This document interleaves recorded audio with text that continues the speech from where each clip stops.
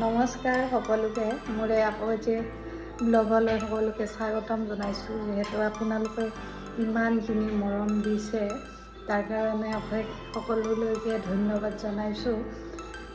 আচলতে আজি মই ভাত বনোৱা নাই, এইফালে হাজবেণ্ডে ভাত বনাইছে, সকলোকে দেখাই আছোঁ বাৰু। মই মাংস খোৱা নাছিলোঁ কাৰণ মই যিহেতু বেমাৰ হৈ আছিল। তাৰপিছত মই ভাবিছিলোঁ মোৰ পেটৰ বিষ হৈ আছে চাগে, মাছ মাংস খোৱাৰ কাৰণে পেটৰ বিষ হৈ আছে। কিন্তু যেতিয়া ডক্টৰক দেখাওঁতে ডক্টৰে কৈছে কি প্ৰেছাৰ জোখোতে একেবাৰে মোৰ প্ৰেছাৰ মানে ল' আৰু সেইকাৰণে মাছ মাংসটো খাব দিছে। আপুনি যদি মানুহ সদায় নিজৰ কি থাকে, সদায় মানে 6 ঘণ্টা শুব লাগে। তো আমি এটা মানুহে আপোনাৰ মানুহবিলাক কি ভাবে, আমি মানুহ কোনো মেচিন নহয়, এটা মানুহ হয়। তো মানুহে সদায় 6 ঘণ্টা শুব লাগে বা দিনত যিখিনি কৰ্ম থাকে প্ৰপাৰলি কৰিব লাগে। খোৱা লোৱাৰ ক্ষেত্ৰত হওক বা আপুনি ধৰক কৰ্মক্ষেত্ৰত হওক, এটা টাইম থাকে। সেই টাইমটো যদি মিলাই কিনে চলে নহয়, তেতিয়া বেমাৰ আজাৰ বহুত কম হয়। বিশেষকৈ মোৰ জ্বৰ একেবাৰে নহয়, বেমাৰ চেমাৰ একেবাৰে নাই। কাৰণ কিয় মোৰ পৰা টাইম টেবুল আৰু খোৱা লোৱাত পুৰা চাই চিতি চলোঁ। তাৰ একচুৱেলি এটা গা বেয়া হোৱাৰ ৰিজন কি, তাই ৰাতি আপোনাৰ 2টা বজাত নাম গাব যাব, নাম গাব গৈ আহিব 5টা-6টা বজাত।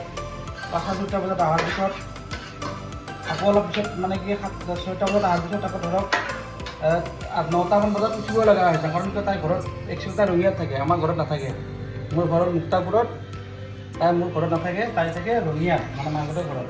তো যিহেতু তাৰ মা দেউতাক নাই, তাৰ দাদাই কেইজন আছে। তো দাদাই কেইজন থকাৰ কাৰণে কি হয়, তাৰ কাৰণে ভাত বনাব লগা হৈ যায়।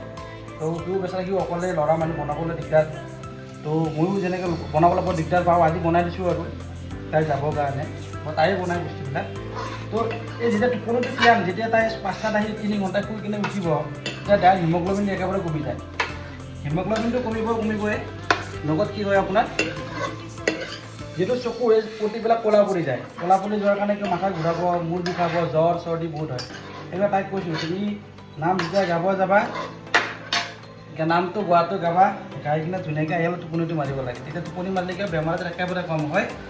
তো যেতিয়া টোপনি ক্লিয়াৰ হোৱা মানে কি, আপোনাৰ শৰীৰটো সুস্থ থাকে। শৰীৰ সুস্থ থকাৰ লগত আপোনাৰ মন ভালে থাকিব, চিন্তা চৰ্চাবিলাক কমি যাব, বেমাৰ আজাৰে নাপায়।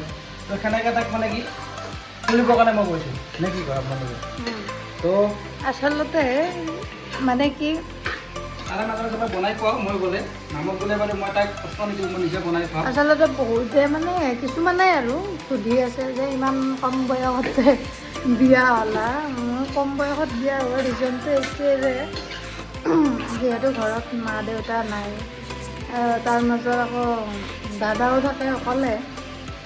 কিন্তু মা দেউতা নাই যিহেতু, এজনী ছোৱালীৰ কাৰণে বিশেষকৈ মানে এইটো ঘৰত অকলে থকাটো মানে ছেফটি নহয়। সেইটো কাৰণে মানে বিয়া হ'লোঁ। আৰু যিহেতু আমি ইমান বছৰ ভালেই পালোঁ, কমেও আমাৰ 8 বছৰ 9 বছৰ আমাৰ ৰিলেশ্যনশ্বিপ, তাৰ মাজত বিয়াও হ'লোঁ।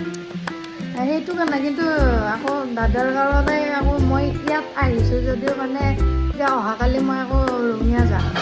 তাত আকৌ মোৰ নতুন নামটো মই ৰিহাৰ্চলো দিম। সেইফালে দাদাও অসুস্থ হৈ আছে, সেইকাৰণে তাত মই যাম। তাৰো আচলতে ভাত পানী নিজে বনাই গৈ বৰ অসুবিধা। মানে একচুৱেলি কি হয়, এখন মানে ঘৰত যেতিয়া আপোনাৰ ঘৰৰ মা দেউতা নাথাকে নহয়, ঘৰখন চলাব কাৰণে বৰ দিগদাৰ। আজি মোৰ মা দেউতা আছে কাৰণে মই ইমান ফিল নকৰোঁ। যেতিয়া মোৰ মা দেউতা হেৰাই যাব, তেতিয়া ফিলটো আহি যায়। তেতিয়া কি হয়, সকলোৱে মা দেউতাৰ প্ৰতি শ্ৰদ্ধা ৰখাটো উচিত।